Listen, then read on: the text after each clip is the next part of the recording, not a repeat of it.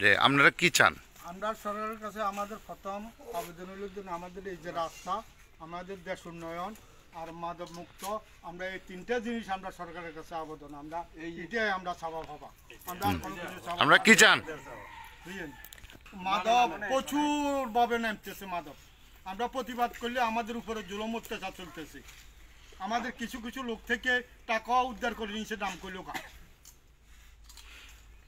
তো মাদক খাইলে মাদক খাইলে মাদকের দ্বারা তো আমাদের যুব সমাজ নষ্ট হয়ে গেছে, আমার ছেলে পেলেরা আমরা রক্ষা করতে পারতেছি না।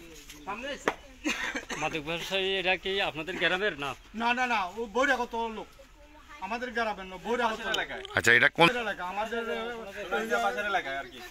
এটা জি বলেন। জি, আমরা ৯ নং ওয়ার্ডের আমাদের গ্রাম গলিগড়া, আমরা শান্তি শৃঙ্খলাভাবে আমরা বসবাস করার জন্য আমরা আবেদন করি।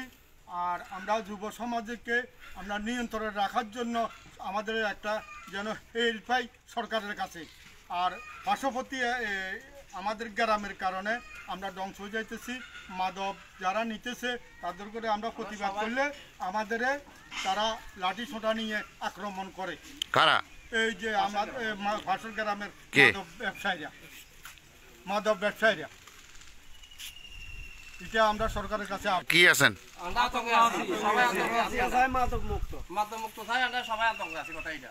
আমরা কি চান একটু বলেন, আমরা সবাই কোন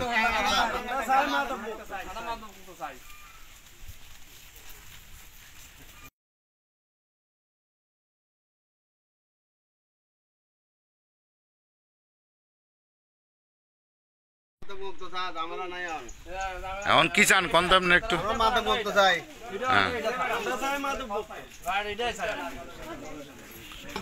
মানে জ্বালাই লাগছে জ্বালাই।